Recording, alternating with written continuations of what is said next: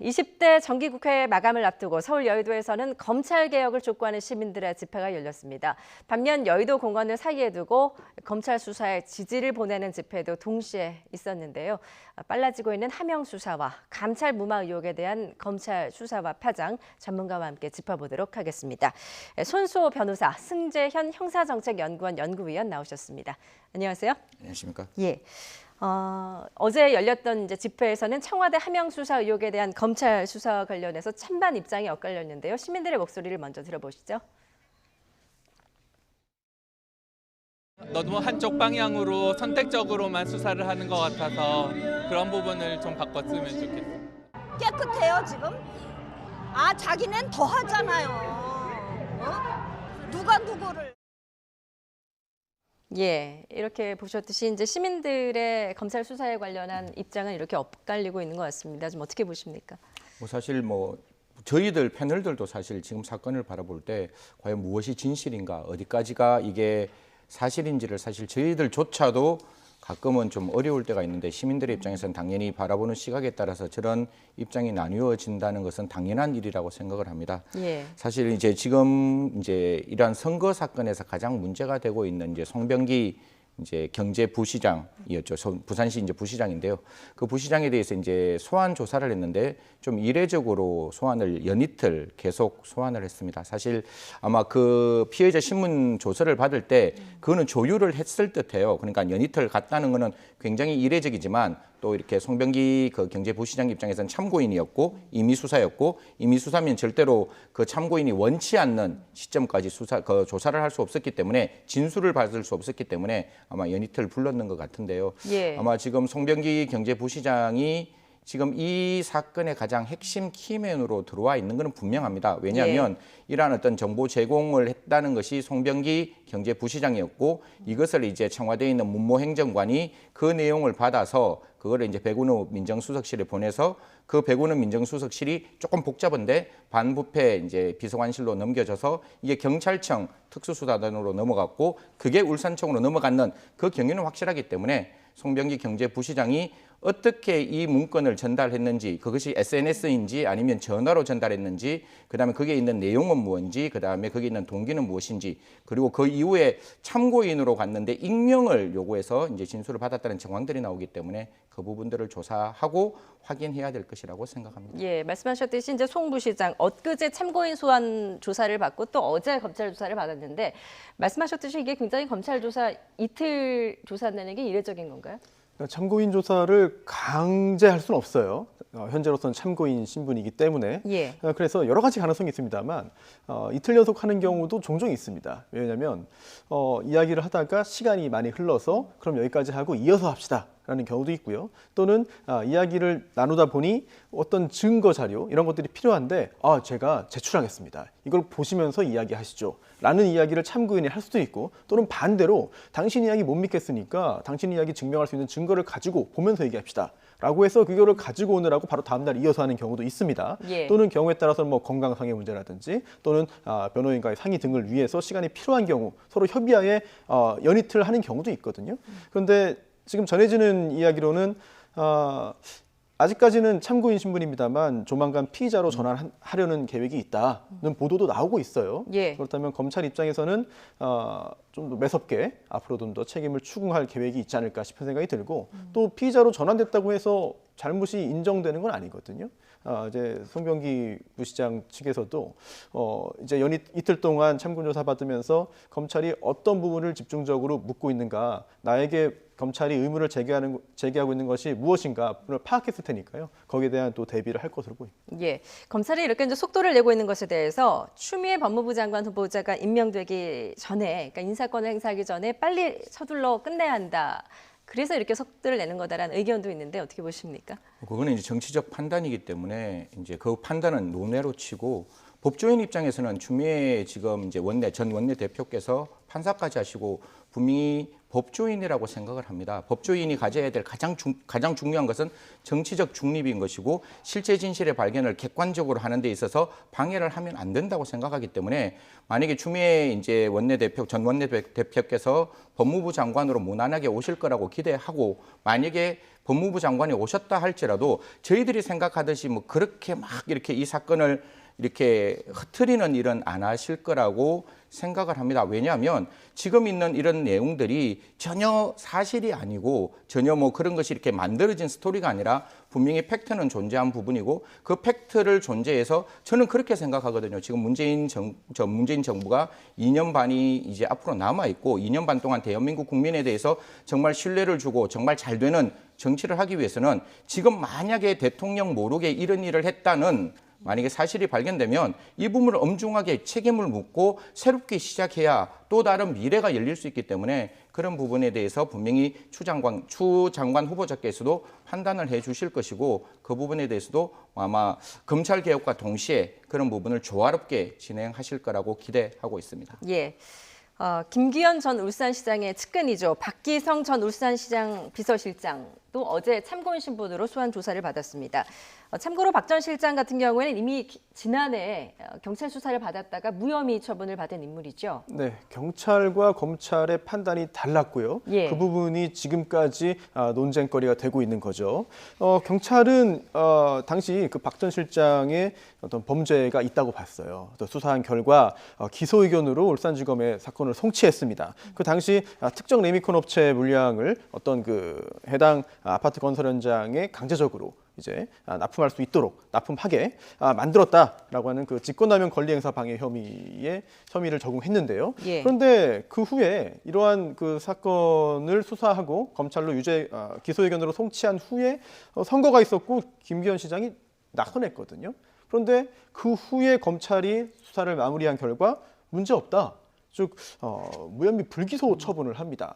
그렇기 때문에 혹시라도 경찰이 의도적으로 없는 죄를 만들어서 수사에 영향을 주려고 한 것이 아닌가, 또 실제로 영향을 미친 것이 아닌가라는 생각을 또 당시 그 박 실장 측에서는 하는 것이고요. 예. 또 반대로 검찰 입장에서는 경찰의 이런 그 기소 의견, 사건 송치로 인해서 낙선했을 수 있다. 그런데 나중에 검찰 단계에서 수사를 해보니 이거는 범죄가 아니다라고 본 겁니다. 따라서 지금 그 박 전 실장 측에서도 오히려 그 당시 수사를 지휘했던 그 황운하 청장을 오히려 지금 고소했습니다.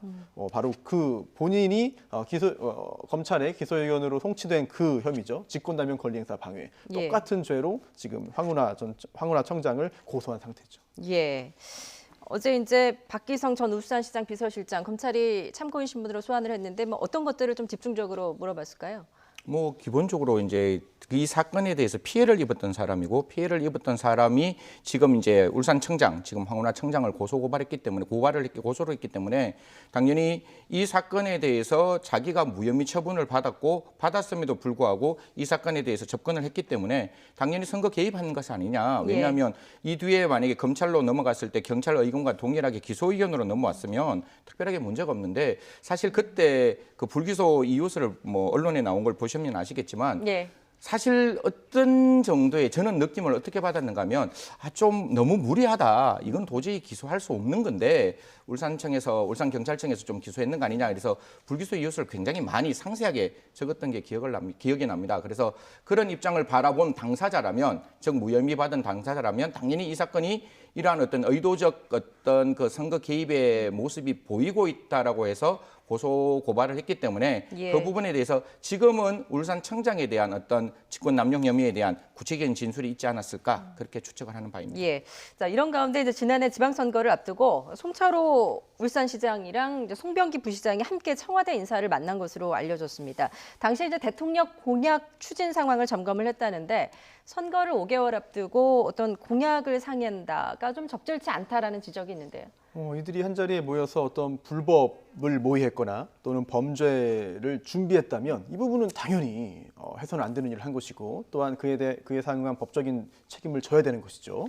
그런데 설령 그런 일이 있었다고 가정하더라도 과연 지금 상황에서 이걸 확인할 수 있겠느냐 이런 현실적인 생각이 듭니다. 그리고 만약 그러한 일들을 불법 행위 또는 범죄 모의를 한 것이 아니라 의견을 주고받거나 또는 앞으로의 진로에 대해서 어떤 논의를 한 것이라면 이 부분은 적어도 정치적인 판단은 가능하고 정치적으로 비난 가능성이 있을지 몰라도 법적으로는 사실 법적인 재단을 하기는 어려운 문제거든요. 예. 따라서 지금 이 사안 전체가 일정 부분 정치적인 사안이고 또 일정 부분은 법적인 사안이에요. 그래서 딱 나누어서 법적으로 된다 안 된다라는 말씀을 드리는 게 참 쉽지 않은 상황인 것 같고, 다만 5개월 앞두고 선거를 5개월 앞두고 이제 공약을 논의하기 위해서 만났다, 이 부분은 아니 그렇다면 청와대가 정치적으로 중립을 지키지 못한 거 아니냐라는 그런 반대 정파의 공격은 당연히 예상되는 것으로 보입니다. 요 사건에서 조금만 한 말씀만 더 드리면, 이제 이 세 명이 만났거든요. 청와대 이제 그 정책 공약 담당자들하고 그 근처에 있는 식당이고 이렇게 보리굴비, 저도 아는 네. 식당인데 거기서 만났는데, 이게 약간의 문제를 제기할 수 있는 딱 한 가지 부분이라면 그때 송병기 경제부시장이 그 당시에는 이제 캠퍼에 있었던 사람이죠. 그 분이 이 자리에 참석을 하셨다는 거예요. 그러면 당연히 이제 송철호 이제 시장, 그다음에 송병기, 그 외 한 명. 지금 이제 송병기 경제부시장이 그러는 청와대에 알렸을 때 이게 개인의 어떤 그 정치인이 아니라 공무원이었잖아요. 공무원이었기 때문에 개인적인 입장에서 이런 이야기를 했지, 송철호 이제 울산시장과는 관계 없었다, 이런 말이 나오고 있는데, 이게 2017년 10월에 이러한 어떤 그 제보를 하고 난 다음에 2018년 1월에 이 자리까지 송철호 그 당시 울산 후보하고 같이 갔다면 그 둘 사이가 분명히 그냥 쉬운 관계는 아니다. 굉장히 밀접한 관계고, 그 밀접한 관계 속에서 이러한 어떤 사실상 독대하는 자리에까지 갔다면 예. 송병기 경제부시장하고 송철호 관계는 굉장히 긴밀한 관계였다라는 점이 밝혀졌기 때문에 이 점을 조금 살펴봐야 된다라는 이야기들이 지금 언론에서 계속 나오고 있는 것입니다. 예. 자, 송병기 경제부시장이 그러니까 김기현 전 울산시장의 측근 비리의 그 최초 제보자로 밝혀졌는데, 그 제보 과정에 대한 논란도 좀 계속되고 있는 것 같습니다. 먼저 송병기 울산시 부시장의 입장을 들어보시죠.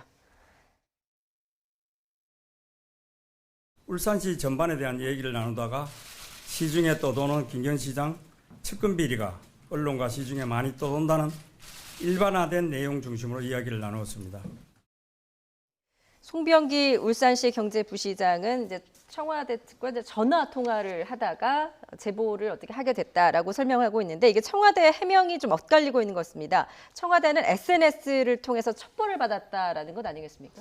네, 크게 두 가지 측면에서 약간 이야기가 좀 엇갈리는 부분들이 있는데요. 예. 우선 방식입니다. 청와대는 송병기 부시장이 SNS를 통해서 알려줬다라고 말을 하고 있는 것이고요. 또 송병기 부시장 측에서는 그게 아니고 전화 통화하다가 내가 이야기한 것이다. 그리고 또 먼저 말해달라고 했다. 이런 이야기들을 하고 있어요. 그래서 어떤 최초에 이런 이야기를 하게 된 그런 그 계기, 그리고 또 전달한 방법 등에 대해서 양측의 이야기가 약간 엇갈리는데, 이 부분에 있어서 둘 중에 한 명은 거짓말을 하는 것이다, 따라서 아예 믿지 못한다라는 해석이 가능할 수 있습니다만, 사실 상당한 시간이 지났기 때문에 정확하게 기억은 하지 못할 수도 있습니다. 또 기억이라는 게 쉽게 또 왜곡되기도 하고, 또 시간이 흐르면 잘못된 기억이 또 자리 잡을 수 있기 때문에 이런 전달 방법이나 전달 계기에 대해서 약간의 착오가 있을 수도 있는데요. 중요한 거는 이 사안이 정말 불법적인 수사 함영이냐, 아니면 정상적인 수사 이첩이냐, 이 부분을 따지려면 굉장히 여러 가지 단계를 다 따져봐야 됩니다. 애초에 제보자가 있고요. 제보자가 청와대에 제보를 합니다. 그럼 청와대에서 경찰에 사건을 보낼 때 정상적인 이첩이냐, 통상적인 이첩이냐, 아니면 불법적인 수사 함영이냐, 여기서 완전히 갈라지고요. 또 그 다음에 경찰이 받은 이후에 정상적으로 수사를 한 것이냐, 아니면 정치적인 목적에 의해서 수사권을 남용한 것이냐, 여기 여러 가지 단계들이 있습니다. 검찰이 지금 현재 혐의점을 두고 있는 불법 수사 함영, 이 부분을 밝혀내기 위해서는 그 각 단계에서 어떤 행위들이 그들 사이에 있었는지를 확인해야 되거든요. 예. 제가 볼 때는 쉽지는 않은 상황인 것 같고, 예. 또한 증거가 있어야 다음 단계로 넘어갈 수 있는데 과연 지금 단계에서 어디까지 확보를 했을 것인가, 이 부분도 굉장히 중요한 것 같습니다. 예, 지금 또 하나 봐야 될 점은 이제 송 부시장이 청와대에 제보를 했던 시점입니다. 그 시점이 사실상 이제 송철호 현 시장의 캠프에 합류했을 때쯤이다라는 부분인데 이 부분이 이제 과연 선거에 미칠 목적으로 제보를 했는가라는 부분도 간 건 아니겠습니까? 이제 이 부분에 대해서 이제 캠프 안에 계셨던 분들의 여러 가지 진술들을 이제 언론에서 나오는 거 보면 송철호 이제 울산시장과 그다음에 송병기 그 단체 캠프 사이에 굉장히 이렇게 논란이 많았대요. 사실 지금 송병기 지금 부시장을 보면 사실 지금 문재인 정권의 사람이 아니라 이 전 정권 그냥 박근혜나 이제 그 당시에 지금과 결이 다른 그런 쪽에서 이제 굉장히 승승장구하셨던 분이기 때문에 예. 이런 분이 도르는 게 과연 합리적이고 타당한가에 대한 여러 가지 논의들이 있었고 사실 그 안에서 중요한 역할을 하지 않았다라는 논의가 나오기 때문에 지금 캠프에 돌아온 시점이라 할지라도 이 사람이 가지고 있는 위치를 살펴본다면 굳이 선거에 영향을 끼칠 수 없는 부분이었기 때문에 지금 있는 제보는 개인적인 어떤 그 공무원으로서의 어떤 신념에서 나온 제보가 아니냐. 그래서 어떤 그 선거에 영향을 미칠 것이 아니라 그런 비리가 있었던 사실이 이미 그 당시에 울산에 파다했기 때문에 그런 부분에 대해서 이야기를 일정 부분 한 것이지 선거 개입한 것은 아니다. 이렇게 이제 캠프 안에서는 말들이 많이 나오고 있습니다. 다만 아까 제가 말씀드렸다시피 예. 그럼에도 불구하고 그렇게 친하지 않는 사람, 캠프의 외곽에 있는 사람, 즉 중심에 있는 사람이 아니었음에도 불구하고 왜 2018년 1월에 청와대 인사와 만날 때 같이 갔느냐라는 점은 조금 앞뒤가 약간 설명이 안 맞는 부분이 있는데요. 예. 그런 부분들이 이제 수사를 해서 찾아갈 것이고 그래서 어제 문무행정관도 불렀고 지금 이제 송병기 부시장도 불러서 검찰에서 수사하고 있으니까요. 이런 부분은 사실 저희들도 정확하게 모르는 부분이다 보니 검찰에서 수사를 통해서 명명백백하게 좀 밝혀주시기를 부탁드리겠습니다. 예, 이런 가운데 이제 홍익표 민주당 수석 대변인이 경찰에 넘겨진 첩보의 문건의 내용을 공개를 했습니다. 내쪽 분량의 3가지 의혹인데요. 함께 보시죠.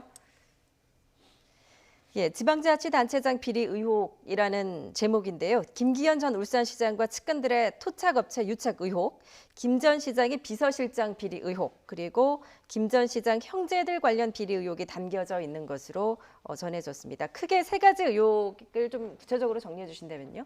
네, 사실 이 의혹 자체가 뭐 구체적인 언급을 너무 하다 보면은 그런 문제가 실제로 존재하는 거 아니냐라는 그런 생각을 또 심어들을 수도 있을 것 같긴 한데요. 예. 우선 뭐 내용이 분량이 많지는 않아요. 총 4쪽 분량인 거죠. 그런데 그 중에 그 각각의 그 의혹 내용들이 뭐 1장, 2장 정도입니다. 이 분량이. 그런데 이 김기현 전 시장 측근들의 토착업체 유착 의혹, 이거는 건설 관련된 그런 그 의혹이었고요. 그리고 또 비서실장의 비리 의혹 역시 그렇습니다. 예. 그리고 또 형제들, 특히 동생 관련된 그런 의혹이었는데 이 부분은 지금 홍익표 의원이 이 이야기를 들고 나오고 자신 있게 이야기한 것은 불법적인 하명 수사가 아니었다. 불법 수사를 하명한 것이 아니었고 정상적으로 청와대에 들어온 내용들을 정리해서 전달했을 뿐이다라는 이야기를 하고 있는 것이고요. 예. 따라서 핵심은 그 담겨 있는 내용이 중요한 건 아닌 것 같아요. 왜냐하면 어떠한 문건이든 어떠한 내용의 보고서든 이런 것들을 전달하는 거는 뭐 당연히 누구나 가능합니다. 다만 전달하는 배경이 무엇이고 그 전달하면서 어떤 내용의 이야기들이 오갔는가 그 부분이 중요한 거거든요. 예. 따라서 문건의 내용만 가지고 문제가 있다 없다를 판단하는 것은 쉽지 않아 보이고요. 그 문건에 전달될 때 누가 누구에게 어떤 이야기를 하면서 전달했는가를 밝혀내는 것인데 이 부분은 민주당 또는 청와대 또는 경찰에서 문제가 없었습니다라고 주장을 하고 증거를 제출할 의무는 없는 거예요. 검찰이 지금 수사를 하고 있는 것이기 때문에 예. 문제가 있다는 증거를 찾아내는 건 검찰의 몫이 되는 것이죠. 예, 또 다른 이제 검찰과 청와대를 둘러싼 줄기, 이제 유재수 전 부산시 경제부시장에 대한 감찰 무마 의혹 아니겠습니까? 이제 청와대 민정수석실의 감찰이 석연치 않게 중단이 됐다라는 의혹에서 출발을 했는데 일단 청와대 압수수색을 진행을 했습니다. 그리고 오늘 알려진 소식, 이제 천경득 행정관도 조사를 했다는 것 아니겠습니까? 검찰 과연 유의미한 자료를 확보를 했을까요? 어떻게 보세요? 뭐 아시겠지만 예. 청와대라는 곳이 우리나라에서 가장 중요한 국가 기반 시설이기 때문에 압수영장이 있다 할지라도 그 압수영장을 가지고 청와대 경내에 들어갈 수는 저는 없다라고 생각합니다. 이 직전에 박근혜 전 대통령 있을 때 청와대에 대한 압수수색이 현실적으로 필요한 거 아니냐 이래서 법률안도 몇 개 올라왔는데요.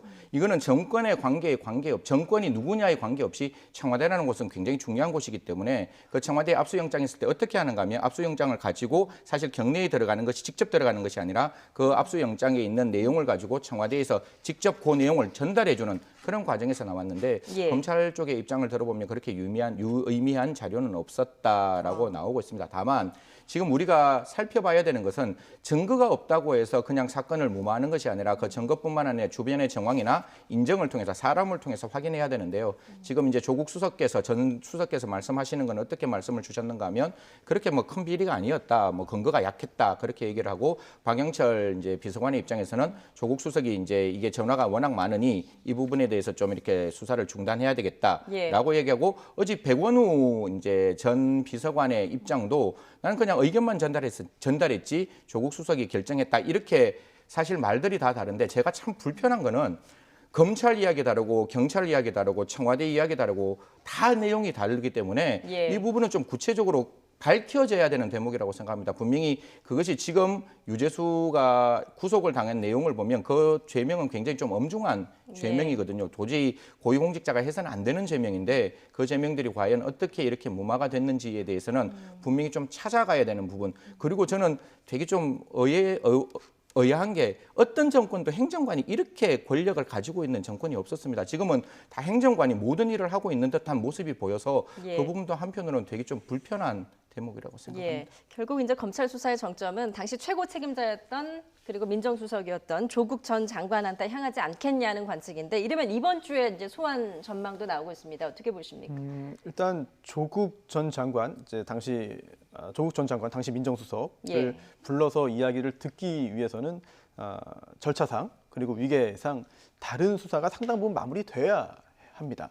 그리고 조국 전 장관을 부른다는 것은 이미 다른 부분은 확인 다 됐고 조국 전 장관에게만 이야기 들으면 된다는 것을 의미하거든요. 근데 과연 그렇게까지 수사가 많이 진전됐느냐? 예. 이 부분은 약간 좀 의문스럽기는 하고요. 예. 따라서 완전히 다 정리가 되고 마지막 단계에 온 것이 아니라 상당 부분 수사가 진전이 안 됐는데도 조국 전 장관을 부른다면 또는 부르려 한다면 이 부분은 오히려 또 좀 상처를 내기 위한, 흠집을 내기 위한 그런 의도가 있는 것이 아닌가라는 또 의혹을 또 받을 수도 있어요. 예. 따라서 검찰 입장에서도 최대한 좀 단기간 내에 조국 전 장관에 대한 수사를 처리하기 위한 그런 노력들을 할 것으로 그런 고려를 할 것으로 보이고요. 다만 만약 조국 전 장관이 이제 출석 요청을 받아서 출석한다 하더라도 과연 이 사안 관련해서 구체적인 이야기를 할 것인가? 네. 이 부분은 또 의문이에요. 예.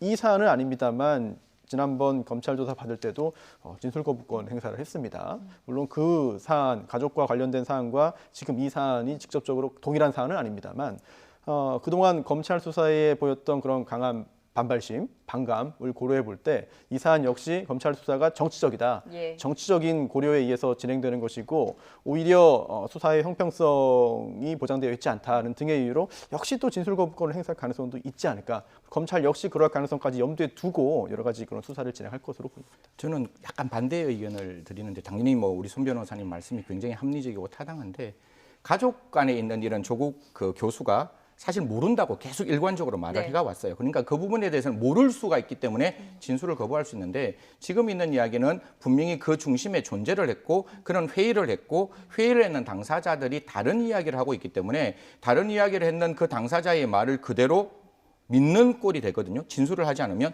이런 이야기를 했습니다. 어떻게 판단하시나요?